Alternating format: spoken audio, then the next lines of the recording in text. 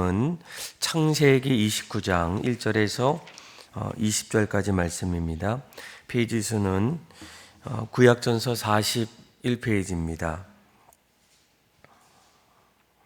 창세기 29장 1절에서 20절까지 말씀 우리 교독으로 보도록 하겠습니다. 제가 먼저 읽겠습니다.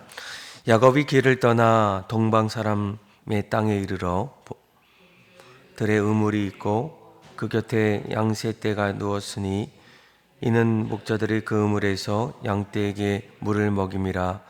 큰 돌로 우물 아기를 덮었다가 모든 떼가 모이면 그들이 우물 아기에서 돌을 옮기고 그 양떼에게 물을 먹이고는 우물 아기의 그 자리에 다시 그 돌을 덮더라.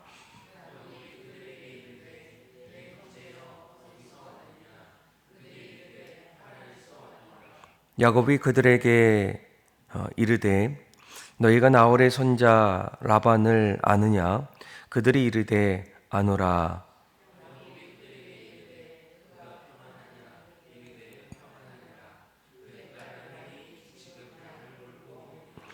야곱이 이르되 해가 아직 높은즉 가축 모일 때가 아니니 양에게 물을 먹이고 가서 풀을 뜯게 하라.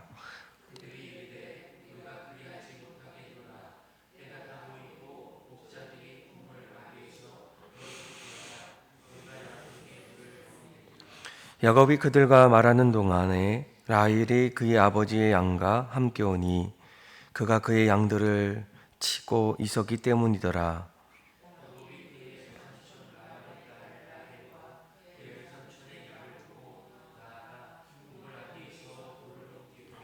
외삼촌 라반의 양떼에게 물을 먹이고 그가 라헬에게 입맞추고 소리내어 울며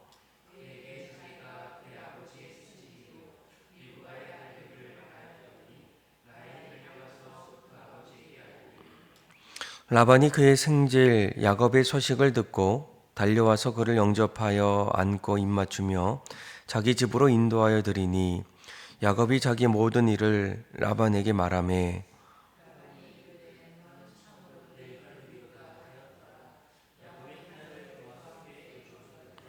라반이 야곱에게 이르되 내가 비록 내 생질이나 어찌 그저 내 일을 하겠느냐. 내 품삯을 어떻게 할지 내게 말하라. 레아요. 아우의 이름은 라헬이라. 레아는 시력이 약하고 라헬은 곱고 아리따우니 사랑함으로 대답하되 내가 외삼촌의 작은 딸 라헬을 위하여 외삼촌에게 7년을 섬기리이다. 19절 그리고 20절 같이 읽겠습니다. 라반이 이르되 그를 내게 주는 것이 타인에게 주는 것보다 나으니 나와 함께 있으라. 야곱이 라헬을 위하여 7년 동안 라반을 섬겼으나 그를 사랑하는 까닭에 7년을 며칠같이 여겼더라. 아멘. 성경에는 광야라는 히브리어로 미드바르라는 그런 지역들이 등장하게 돼요. 보통 넓고 황량한 들판이나 또 사막 지역을 뜻하게 됩니다. 물이 부족하고 또 식물도 없게 되고 어려운 그런 환경들을 뜻할 때 보통 우리가 광야다라고 얘기해요. 근데 성경에 보게 되면 이 광야는 참 여러 가지 의미들이 있게 돼요. 메마르고 또 황량한 땅이다. 또 길이 없고 방향을 잃기 쉽지 않은 그런 지역이다. 또 위험할 뿐만 아니라 그 안에는 여러 가지 위협들이 찾아오는 그런 곳이면서 또 고독하고 외로운 그 지역이 바로 광야입니다. 아마 한마디로 이 광야는 우리 인생에 있어서 참 그렇게 반갑기보다는 또 기다리기보다는 이왕이면 마주하고 싶지 않는 그런 자리가 바로 광야라는 거예요. 그런데 성경을 좀 더 들여다보게 되면 광야에 있었던 여러 사건들이 참 많이 있어요. 이스라엘 백성들이 광야에서 또 이제 가나안을 향해서 한 걸음 한 걸음 걸어가는 일들, 또 이스라엘의 왕이었던 다윗이 왕이 되기까지 광야에서 하루하루 지냈던 그런 모습들, 하나님께서 왜 이스라엘 백성들에게 또 다윗에게 또 다른 사람들에게 이제 광야를 허락했을까? 그러니까 광야가 꼭 어려운 곳만은 아닙니다. 거기에는 무엇보다 하나님이 개입하시는, 또 하나님을 만날 수 있는 그런 자리가 바로 광야라는 거예요. 아마 오늘 이 야곱의 이야기를 통해서도 야곱이 이제 집을 떠나서 이제 부엘세바를 떠나 밧단 아람으로 그렇게 떠날 때 한 800km 아니면 한 900km 정도, 한 2달 정도의 그 여정이 야곱에게 있어서는 광야와도 같다라는 거예요. 그는 어느 날부터 집을 떠나고 또 가족을 떠나고 또 미래가 불투명한 그런 여정이 오늘 본문에 나오게 될 때, 특별히 여러분 1절 말씀을 보게 되면 야곱이 길을 떠나 동방 사람의 땅에 이르러 본즉 우물이 있고 그 곁에 양 세 떼가 누워 있으니 이는 목자들이 그 우물에서 양떼에게 물을 먹임이라. 큰 돌로 우물 아기를 덮었다가라는 거예요. 그동안 이 야곱이 광야의 긴 여정을 한 걸음 한 걸음 걸어갈 때, 여러분 우리가 한 가지 기억해야 될 것은 무엇입니까? 이 광야의 자리에서도 하나님이 그의 인생을 하나하나 인도하신다라는 거예요.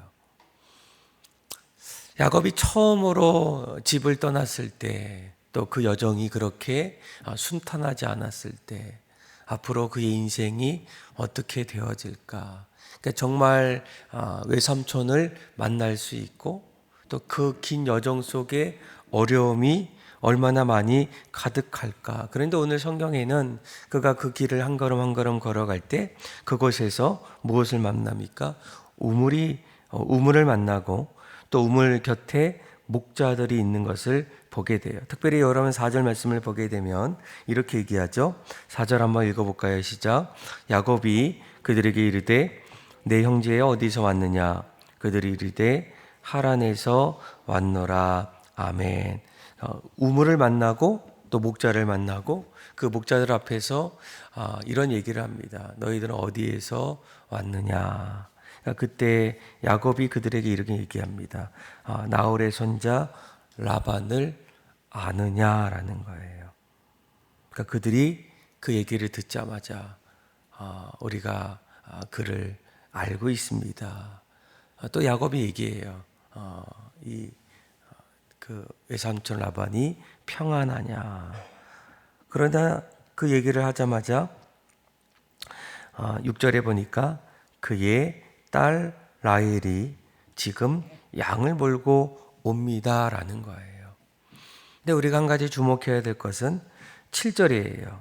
야곱이 이르되 해가 아직은 높은데 가축을 몰 때가 아닌데 양에게 물을 먹이고 가서 풀을 뜯게 하라라는 거예요. 지금은 이곳에 올 이유가 없는데 어떻게 이곳에 올 수 있을까? 아마 우리는 어쩌면 이 모든 만남의 자리가 이제 우연이다, 또 잘됐다, 이렇게 말할 수 있지만 오늘 말씀을 하나하나 보게 되면 결국 하나님께서 이 야곱의 인생을 한 걸음 한 걸음 인도하시는 그런 여정들을 우리가 볼 수가 있다라는 거예요. 그래서 여러분, 우리가 이 광야라는 것이 때로는 메마르고 척박하고 또 부족하고 또 위협이 많고 또 어려움이 하나하나 찾아오는 그 야곱의 모습 속에서도 우리가 한 가지 꼭 봐야 할 것은 무엇이겠습니까? 그 자리에 역시 하나님의 인도하심을 우리가 바라볼 수 있다는 거예요.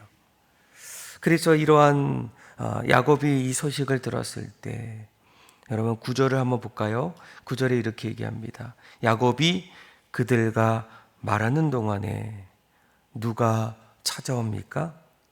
라헬이 그의 아버지의 양과 함께 오고 있다라는 거예요.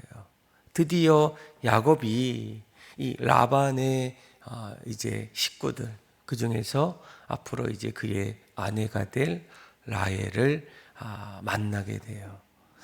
어떻게 보면 참 우연의 한 순간이다라고 얘기하지만, 하나님께서는 이 광야 속에서도 하나님은 그 만남을 역사적으로 준비하신다라는 거예요.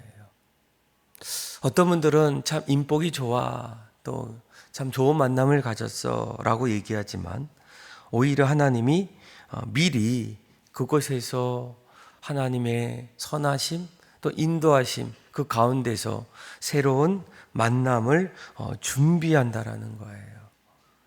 아마 여러분들이 이 사실을 꼭 기억하길 원해요. 우리가 좋은 만남을 원하고 또 좋은 인생을 하나하나 맞이할 때, 아마 어제 말씀을 보게 되면 그의 아버지 이삭이 야곱에게 뭐라고 얘기합니까? 너가 이곳을 떠나 이제 밧단 아람으로 또 외삼촌 라반의 집에 가게 될 때, 거기에서 라반의 딸 중에서 한 사람을 아내로 맞이하고, 또 너의 인생이 정말 복이 있고 생육하고 또 번성하고 또 여러 족속을 이루는 아브라함에게 허락하셨던 그 복들이 이제 너에게 임할 것이다 라고 이렇게 말씀했지만, 사실 이 야곱의 인생의 여정에는 어떻습니까? 너무나도 힘들고 어려운 인생의 광야의 길을 걷고 있다라는 거예요. 표면적으로 보게 되면 하나님 어떻게 내 인생이 이렇게까지 힘들고 어렵겠습니까? 왜 집을 떠나야 하고, 왜 가족과 이별해야 되고, 사랑받아야 될 그 보금자리에서 내가 나와야 합니까? 라는 그런 고백들이 넘쳐날 수밖에 없다라는 거예요. 그런데 또 다른 하나님의 관점에서 보게 되면, 하나님께서 이제 야곱, 아마 나중에 성경의 전체를 바라보면 이 야곱의 초기의 모습은 속이는 야곱의 이름처럼 교활한 그런 현실적인 그런 인물이었다면, 또 야곱의 인생의 중기에는 고난을 통해서 그가 점점 하나님 앞에서 성장하는 그런 시기를 보내고, 그리고 나중에 그의 끝자락에서는 하나님과의 관계 속에서 그의 정체성을 찾아가는 변화된 그의 인생을 바라볼 수 있다라는 거예요. 그래서 오늘 본문에도 하나님께서 어떻게 하십니까? 이곳에서 드디어 만나야 될 라반의 가족들. 그래서 오늘 라헬이 먼저 야곱과 만남을 갖고 그 소식을 들었던 이 라반이 오늘 본문에 보니까 이제 야곱에게 찾아와서 그에게 달려와서 그를 영접하고 안고 입맞추면서 야곱과 그리고 외삼촌 라반의 만남이 이루어집니다. 우리 한번 13절 보세요. 13절, 14절 한번 읽어볼까요? 시작. 라반이 그의 생질 야곱의 소식을 듣고 달려와서 그를 영접하고 안고 입맞추며 자기 집으로 인도하여 드리니, 야곱이 자기의 모든 일을 라반에게 말하매 라반이 이르되 너는 참으로 내 혈육이로다 하였더라. 야곱이 한 달을 그와 함께 거주하더니. 아멘. 그러니까 하나님의 만남의 준비를 통해서 이 야곱이 광야를 지나서 드디어 그의 인생이 또 새롭게 만남 속에서 하나하나 연단받고 빚어가는 그런 모습들이 나온다라는 거예요. 그래서 사랑하는 성도 여러분, 아마 우리도 살다 보면 인생의 광야와도 같은 그런 인생을 맞이할 때가 있어요. 야곱처럼 왜 나에게 이런 위협적이고 또 뜻하지 않는, 또 하루하루가 참 견디기가 어려운 그런 모습들이 찾아올 때, 오늘 이 말씀을 기억하면서 하나님은 광야에서도 우리 인생을 인도하시고, 또 하나님께서 또 다른 계획과 또 다른 만남을 그곳에서 준비하신다. 결코 하나님은 우리를 버리지 아니하시고 우리 인생 속에서 날마다 함께 하심을 여러분들이 기억하셔야 돼요. 그런데 여러분, 이 야곱이 이런 만남을 통해서 아버지가 말했던, 또 그의 아버지의 아버지, 할아버지죠. 그러니까 아브라함이 주시는 그 축복들이 과연 어떻게 이루어졌을까? 근데 오늘 말씀을 보게 되면 야곱이 그의 외삼촌에게 이렇게 얘기합니다. 내가 무엇을 할 수 있겠습니까? 또 외삼촌은 너가 이제 이곳에서 무엇을 하겠느냐? 품삯을 주는 것이 어떻겠느냐? 그런데 이제 야곱의 마음속에는 아버지가 말했던 그곳에서 이제 앞으로 살아갈 귀한 아내를 맞이하기를 원했어요. 그래서 오늘 성경에 보면 외삼촌 라반에게는 2명의 딸이 있습니다. 한 명은 레아고 또 한 사람은 라헬이에요. 성경에는 레아는 실학이 약하고 라헬은 곱고 아리따웠다. 야곱이 언니보다 이제 둘째 라헬을 더 사랑했다라고 얘기해요. 그때의 이 18절이죠. 18절에 이렇게 얘기합니다.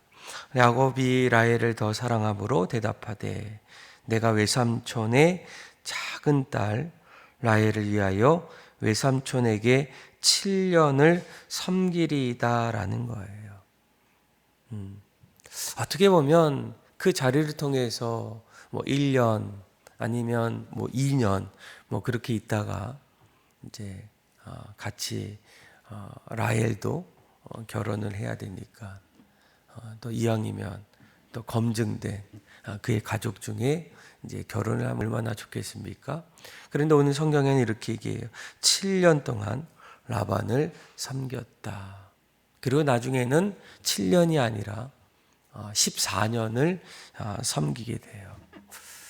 아마 당장이라도 결혼하고 그의 인생이 반등되어서 그의 아버지가 말했던 그 야곱의 삶의 축복들이 바로 이어질 것 같은데, 오히려 이 축복의 현장에는 무엇이 있게 됩니까?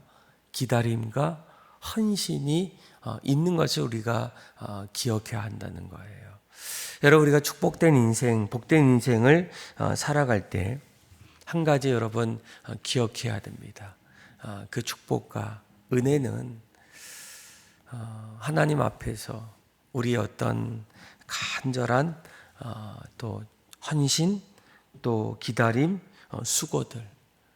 다윗도 하나님 앞에 사무엘을 통해서 기름 부음 받을 때 바로 왕이 되지 않았어요.